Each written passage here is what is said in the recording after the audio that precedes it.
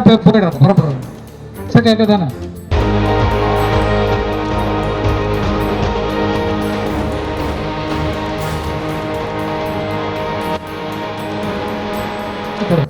Okay okay, எல்லாத்தையும் மொத்தம் settle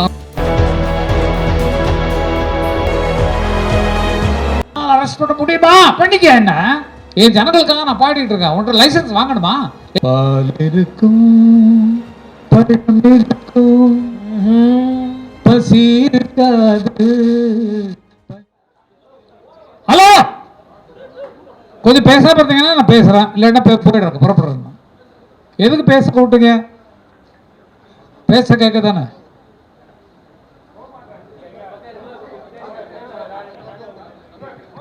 அவ்வளவு அழகா போயிட்டு இருக்க நிகழ்ச்சி, ரொம்ப சிறப்பான ஒரு நிகழ்ச்சி. வாழ்க்கையின் அனுபவங்களை அவர் சொல்லும் போதே உடம்பு புல்லரிச்சு. நிஜமா ஒரு பெரிய ஃபிலிம், ரியல் ஃபிலிம் பார்க்குற மாதிரியே ஒரு அற்புதமான ஒரு உண்மை கதையை சொல்லி அவர் எடுத்திருக்கிறார். அதை பார்க்கும் போதே, கேட்கும் போதே உடம்பெல்லாம் செலுத்தது. நமக்கும் கண்ணீர் துளிகள் வர்ற அளவுக்கு இருந்தது. அவர் முதல் படமே அவ்வளவு இன்வால்வ் ஆகி எடுத்திருக்காருன்னு நினைக்கும் போது எவ்வளோ பெரிய கலைஞர். அவரை எப்படி இன்னும் மேலே கொண்டு வரணுங்கிறது நம்ம நினைக்கணும். அவருக்கு அவ்வளோ திறமை இருக்குது. திறமை அந்த எங்கேயும் போகாது. ஒரு தரம் தொட்டாச்சு, ஸ்டார்ட் கட்டுன்னு சொல்லி ஆரம்பிச்சாச்சுன்னா, எனக்கு இப்படி தான் வேணும், இப்படி நடின்னு சொல்லி எப்போ வர்றாங்களோ அப்போவே அவங்க டைரக்டர்ஸ் தான். ஆகவே அவருக்கு நிறைய திறமை இருக்குது. அவர் இதே போல் பலரை ஊக்குவிக்கணுன்றக்காக விட்வான்ற ஒரு இதை அமைப்பை ஆரம்பித்து அவங்க நடத்துகிறாங்கன்னு சொன்னால், நான் வாழ்வதை போல மற்றவர்களும் வாழ வேண்டும் என்பதற்காக ஒரு அறிகுறி. அதற்காக அவரை மனமாற பாராட்டுகிறேன். அது மாதிரி கதை வச்சுருக்கவும் சரி, வசனம் வச்சுருக்கவும் சரி, ஒரு சின்ன குழந்தைய பார்த்தாரு, என் படத்தில் பாடுன்னு சொல்கிறாரு, என் படத்தில் நடின்னு சொல்கிறாரு. அப்படி எல்லாரையும் அரவணிக்கக்கூடிய மனசு இருக்கிற ரசிம் அவர்களை எனக்கு ரொம்ப ரொம்ப பிடிக்கும். அவர் முதலாவதாக ஒரு நிகழ்ச்சிக்கு அழைத்தார். அதில் ஒரு பெரிய ப்ராப்ளம் ஆகி பத்திரிகைகள்லாம் ரொம்ப எக்கச்சக்கமாக அதை பற்றி பேச ஆரம்பிச்சிடுறாங்க. எனக்கு உண்மை தவிர வேறு எதுவும் வராது. வெளியில் வர்றதுன்னா உண்மை தான் சொல்லி ஆகணும். அப்படிப்பட்ட ஒரு குணத்தில் உள்ளதான். இன்றைக்கி ஒன்றும் பிரச்சனை இல்லை, இன்றைக்கி ஒன்றுமே பிரச்சனை கிடையாது. இன்றைக்கி எல்லாம் நாடெல்லாம் ஸ்மூவாக போயிட்டுருக்கு, எல்லாமே நல்லாயிருக்கு. எல்லா திரைப்படங்களும் நல்லா இருக்குது. வந்திருக்க வெளிப்படுத்த படங்கள் எல்லாமே ரொம்ப நல்லா இருக்குது. ஆகையினால நல்லா போயிட்டுருக்கு. அதனால் பேசுகிறதுக்கு எதுவுமே இல்லை. நிஜமாகவே அவர் சொன்னார், ஸ்ரீலங்கா பற்றி, இலங்கை தமிழர்களை பற்றி. எனக்கும் சொல்கிறான், எங்களுக்கும்னா இளையராஜாவை சேர்த்து. அது எனக்கு மட்டும் என்ன ஒரு பெரிய பாக்கியம் எனக்கு வாழ்க்கையில் கிடைச்சதுன்னு சொன்னால், பிரபாகர், விடுதலை புலிகள் பிரபாகர் அவர்கள் இங்கே சென்னைக்கு வந்தார். சென்னைக்கு வந்தபோது வைகோ அவர்களை சந்தித்து, எங்களுக்கு நிதிகள் கொஞ்சம் தேவைப்படுகிறது, அதற்கான ஏற்பாடு செய்யணும் அப்படின்னு எம்ஜிஆரை பார்க்க முடியுமா அப்படின்னு சொல்லி அவர்கிட்ட கேட்டார் வைகோட்ட. வைகோ என்ன பண்ணார்னா, புலமை பித்தன் மூலமாக அவரை அழைச்சிட்டு போனார் பரங்கிமலையில் இருக்கக்கூடிய அவர் வீட்டுக்கு போனோடனே பணம் கொஞ்சம் தேவைகள்லாம் என்னென்ன வேணும் அப்படிங்கிறத அவர் சொல்கிறாரு. நேரடியான சந்திப்புகளை விசாரித்து நான் கேட்டுக்கொண்டேன். அப்போது பணம் நிறைய கொடுத்தாரு தலைவர். அது எவ்வளோன்னு தெரியாது, நமக்கு தெரியாது, எப்படி கொடுத்தாரு தெரியாது. அவர் எவ்வளோ வேணுமோ அவ்வளோ அள்ளி கொடுத்தார் புரட்சி தலைவர் அவர்கள். அவர் அள்ளி கொடுக்குற வள்ளல் அப்படிங்கிறது நீங்கள் அறிவிங்க. இலங்கை தமிழர்களுக்கு நிறைய பணத்தை முதலாக அள்ளி கொடுத்தவர் அவர் தான், எனக்கு தெரிந்து அவர் கையில். அப்போது அவர் கேட்டுக்கொண்டார், இலங்கை தமிழர்கள் அந்த நாட்டை விட்டு பல வேறு நாடுகளில் அடைக்கலமாகி நல்ல வசதியாக இருக்கிறாங்க. அங்கே நம்ம போய் கலை நிகழ்ச்சிகள் பண்ணோம்னா அந்த கலை நிகழ்ச்சிகளுக்கு டொனேஷன் மூலமாக நம்ம கலெக்ட் பண்ணி எங்களுக்கு கொஞ்சம் உதவிகரமாக இருக்கும் அப்படின்னு சொன்னாங்க. சொன்ன உடனே நீங்கள் தான் யாரையாவது அனுப்பணும் அப்படின்னு சொன்னோடனே அவர் சொன்ன ஒரே ஒரு வார்த்தை, அமருக்கா அவன் பார்த்து வந்துட்டார். என் பேர் அங்கே சொல்லப்பட்டது. அவர் வாயினால் நான் கங்கையமரன் அனுப்பி வைக்கிறேன், அவர் பார்த்துக்குவாருன்னு சொல்லிட்டு என்னை அழைத்து, நீ எந்த பணமும் அங்கே பேசக்கூடாது, யார்கிட்டையும் பேசக்கூடாது, போய் இந்த நிகழ்ச்சிகள் நடத்தி தந்துட்டு வாங்கினோன்னு நான், எஸ்பி பாலசுப்ரமணியம், சித்ரா, சைலஜா, மலேசியா வாசகன் ஆகியோர் முதலாக லண்டனில் இருக்கக்கூடிய அவங்க ஆஃபீஸில் போய் எல்லாம் எல்லாம் இருந்தாங்க. அவங்களாம் சேர்ந்து போய் பார்த்தோம். அதேமாதிரி லண்டன், பாரிஸு, டென்மார்க்கு, சுவிஸ்ஸு, அப்புறமேலு நார்வே, ஸ்வீடன், டென்மார்க்கு, அப்புறமேலு ஜெர்மனி, எல்லா இடங்கள்லேயும் சென்று நிகழ்ச்சி நடத்தக்கூடிய ஒரு பாக்கியத்தை எனக்கு கொடுத்தாங்க. எல்லா நாடுகளும் சுற்றி பார்த்தது அவங்களால தான். சுற்றி பார்த்தபோது ஃபுல் க்ரௌடு பார்த்திங்கன்னா எக்கச்சக்க க்ரௌடு. அதில் ஒரு விஷயம் சொல்கிறேன், அது இந்த மாதிரி நிகழ்ச்சிகள் நடந்துகிட்டு இருக்கும்போது அதனுடைய எண்டு பொசிஷனில் ரஜினி சார் அவங்க ஸ்கூல் ஒரு நிகழ்ச்சி நடத்தினார். அப்போ அந்த லதாமா அவங்க பள்ளிக்கூட நிதிக்காகன்னு சொல்லி வெளிநாட்டில் போட்டாங்க.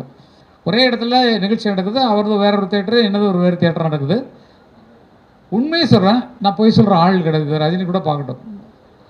என்னாச்சு, அவங்களுக்கு கூட்டம் இல்லை, இங்கே பிச்சுக்கிட்டு நிற்குது. எனக்கு பயங்கர கூட்டம், எக்காச்சக்க கூட்டம். ரஜினிகாந்த் வந்திருக்காரு, பெர்ஃபார்ம் பண்ணுறாரு, நடிச்சு காட்டுறாரு, இதெல்லாம் இருக்குது. கூட்டம் இல்லை, எனக்கு கூட்டம் பிச்சுக்கிட்டு நிற்குது. ரஜினி என்னை கூப்பிட்டார், பொறுப்பு. ஓகே எல்லாத்துக்கும் மொத்தம் சேர்த்து லாஸ்ட்டில் தட்டிங்க. ரஜினி என்னை கூப்பிட்டார். இங்கே வந்து சென்னைக்கு வந்து, சாமி கொஞ்சம் வீட்டு சாமின்னு தான் கூடுவார். என்னையும் இளையராஜாவும் சாமின்னு கூடுவார். காரணம் என்னென்னா, நாங்கள்லாம் ஒன்றா உட்காந்து மெடிடேட் பண்ணக்கூடிய ஆட்கள், தியானத்தில் உட்காரக்கூடிய ஆட்கள். ஆகையால் எங்களை வந்து அந்த ஸ்பிரிச்சுவல் மைண்ட்லேயே வந்து எங்களை சாமின்னு கூப்பிடுவார். அந்த மாதிரி ஒரு நட்பு எங்களுக்கு. ஏன்னா அழைச்சார் வீட்டுக்கு போகிறோன்னே, சாமி எனக்கு கூட விலகலை, நானும் உங்கள் கச்சேரி நடக்குது, என் கச்சேரி நடக்குது, என்னோடய ப்ரோக்ராம் நடக்குது, உங்களுக்கு கூட்டம் பிச்சுக்கிட்டு நிற்குது, வெளியெல்லாம் அங்கே நின்றுட்டு கேட்டுருக்காங்க, எனக்கு கூட்டமே வரலையே, கூட்டம் இல்லையே, என்ன ரீசன் அப்படின்னது. நான் சொன்னேன், நான் வந்திருப்பது இலங்கை தமிழர்களின் உதவி நிதிக்காக. நீங்கள் நிகழ்ச்சி போட்டது உங்கள் பள்ளியின் வளர்ச்சி நிதிக்காக. அப்போ எதை அந்த இலங்கை ஜனங்கள், இலங்கை மக்கள் எதை ஏற்றுக்குவாங்கன்ட்டு நீங்கள் திங்க் பண்ணுங்கன்னா, ஆமாம் சாமி தப்பு பண்ணிட்டேன்னு சொல்லி அவர் சொன்னார். இது உண்மையில் நடந்தது. நான் வந்து இந்த கேமரா இருக்கும்போது நான் மறைச்சிட்டோன்னு சொல்ல முடியாது, அவர் அழைத்து சொன்னது தான். ஆக இந்த இலங்கை தமிழர்கள் மேல் எங்களுக்கு எவ்வளோ பற்று இருக்குங்கிறத இதன் மூலம் நீங்கள் தெரிஞ்சுக்கொள்ள. அதுக்கு எந்த பணமும் வாங்கலை, ஏன்னா தலைவர் சொன்னாருங்கிறதுக்காக எல்லாமே போயிட்டு நாங்கள் உடனே நடத்திட்டு வந்தோம். எங்களுக்கு வேண்டியதெல்லாம் வாங்கி கொடுத்தாங்க. சின்ன பரிசுகள் கொடுப்பாங்க இல்லைங்களா, அது மாதிரி அதெல்லாம் வாங்கிட்டு வந்தோம். மற்றபடி பணம்னு சொல்லி பேசி வியாபார ரீதியாக போய் இப்போல்லாம் கோடி வாங்குறாங்களே, அந்த மாதிரிலாம் இல்லை. அந்த காலத்தில் ஆடுறதும் கிடையாது, பாடுறது கிடையாது, நின்றுட்டே தான் மாமாவும் பொண்ணை கூட இவ மாமான்னு பாடுவாங்க. இப்போல்லாம் கச்சேரியில் அப்போல்லாம் அப்படி இல்லை, அமைதியாக நின்றுக்கிட்டு ரிதமிக் பாட்டை கூட நின்றுட்டு பாடுறது, மெலடி சாங்கெல்லாம் கேட்டால் அப்படியே அழகிறது அப்படிங்கிற மாதிரி தான் இருக்கும். அந்த மாதிரி தான் பாடிட்டு வந்தோம். அந்த மாதிரி தான் போயிட்டுருக்கு. எங்கள் லைஃபே அப்படி தான் இருக்கும். மற்றவர்களுக்கு உதவுவதை எதுக்காக நான் இந்த விஷயத்தை மட்டும் நான் சொல்கிறேன்னா, அவங்க அதில் ஈடுபட்டு அதற்காக படம் எடுத்தவர்கள் இலங்கை தமிழர்கள் மேல் எங்களுக்கு எவ்வளவு பற்று இன்னும் இருக்கிறது அப்படிங்கிறத காட்டிக்கிறது தான். எனக்கு இன்னும் ஒரு ஆசை என்னென்னா, இங்கே இருக்கக்கூடிய இலங்கை தமிழர்கள் அகதிகளில் அவர்கள் எந்த நிலையில் இருக்காங்களோ எங்களுக்கு தெரியாது, யாருக்கும் தெரியாது எந்த நிலையில். அவங்களுக்கு உதவுவதற்கு கேட்டால் நிச்சயமாக எங்களது இலவச நிகழ்ச்சிகளை எல்லா ஊர்களையும் நடத்தி அவர்களுக்கு தர தயாராக இருக்கோம். இதற்கு கவர்மெண்ட் தான் உதவி பண்ணணும், நம்ம ஒன்றும் பண்ண முடியாது. ஏன்னா அரசாங்க நிலையில் தான் இருக்குது இந்த அந்த இலங்கை தமிழர்கள் அகதிகள் முகாம் எல்லாம். அவர்களுக்கு நிதி சேர்க்க வேண்டும் என்றால் எங்களை போன்ற கலைஞர்கள்லாம் ஒன்று சேர்த்து நாங்கள் செய்து தவிர தயாராக இருக்கிறோம் அப்படிங்கிறத சொல்லிக்கொள்ள நான் ஆசைப்படுகிறேன். இதுதான் நாங்கள் செய்ய வேண்டிய கடமை. வேறு என்ன இப்போ கூட பிறந்த தம்பிகள் அண்ணன்களுக்கு நம்ம என்ன பண்ண முடியும், இதுதான் பண்ண முடியும். ஆகவே இந்த ஒரு வேண்டுகோளை இதன் மூலமாக வைப்பதில் நான் ரொம்ப சந்தோஷப்படுறேன். மற்றபடி சார் வந்து என்னுடைய 59ஆம் வயசில் நடந்த விஷயத்தை, 50ஆம் வருஷம் நடந்த விஷயத்தை சொன்னார். அப்போ எனக்கு 12 வயசு. பாம்பேயில் வந்து மாத்துக்காவில், அப்புறமேல தாராவியில், எல்லா இடத்துலையும் நிகழ்ச்சி நடந்தது. ஒரு மில்லு ஒன்று இருக்கு இல்லைங்களா, அந்த இது செஞ்சுரி மில்ல, ஆமாம்மா, அங்கே தான் எங்கள் அக்காவுக்கு மாப்பிள்ளை பார்த்து கட்டி வச்சோம். நாங்கள் தங்கியிருந்தது கோவிந்தராஜ் அவர்கள் வீடு.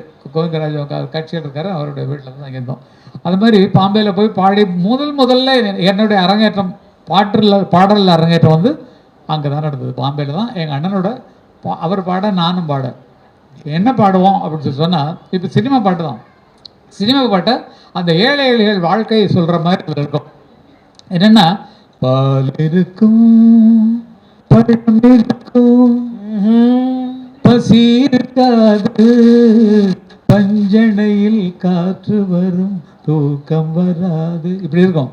எங்கள் அண்ணன் என்ன பண்ணுவார்னா, ஏர் பிடிக்கும் உழவனுக்கு நிலம் இருக்காது, எந்திரமாய் உழைத்திடுவான் பலன் இருக்காது, கட்டிடங்கள் உயர்த்திடுவான் கலையழகோடு, ராவில் கண்ணுறங்க தனது சொந்த வீடு இருக்காது, தறி பிடித்தே உடை குவிப்பான் சாயம் விடாது, நொந்த தனதுடலை மறைக்க நல்ல துணி இருக்காது, ஏர் பிடிக்கும் உழவருக்கு நிலம் இருக்காது, எந்திரமாய் உழைத்திடுவான் பலன் இருக்காது.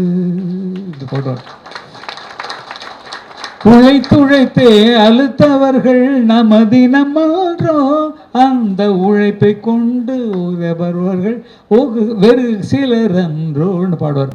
நம்ம உழைச்சிட்டு இருக்கோம், வாழ்கிறத எவனோ வாழ்ந்துட்டு இருக்கானே, நமக்கு சம்பளமெல்லாம் சரியாக கொடுக்கல அப்படிங்கிற இந்த மாதிரி புரட்சிகரமான கருத்துக்களை, மக்களை கசைக்கிடும் பதுக்கலை பிடிக்க வந்த டிடிகே வந்து அப்போ நிதியமைச்சர். Hello hello come on come on CNC, சிக்கலை களைந்தெடுக்க வைக்கலாது ஆட்சி செய்யும் சிஎஸ் வந்து Subramaniam. Hello hello come on come on CNC Subramaniam. சோறு வேடம் அரிசிக்கு அவர் தான் உணவு மந்திரி அவர். சுப்பிரமணியம் விலைவாசி ஏறினதுக்கு இப்போ விலைவாசி என்ன நினச்சி பாருங்க. அப்போல்லாம் 2 ரூபா 3 ரூபா, அதுக்கப்புறம் தான் படி அரிசி திட்டமெல்லாம் வந்தது, உங்களுக்கு தெரியும். அந்த நேரத்தில் காங்கிரஸ் ஆட்சி நடக்கிற காலத்தில் இதெல்லாம் பழைய கண்ண புரட்சிகரமானது. ஆட்கள் இது போலீஸை தான் ஒன்றால் அரெஸ்ட் பண்ண முடியுமா, பண்ணிக்க என்ன, என் ஜனங்களுக்காக நான் பாடிட்டு இருக்கேன், உன்கிட்ட லைசன்ஸ் வாங்கணுமா,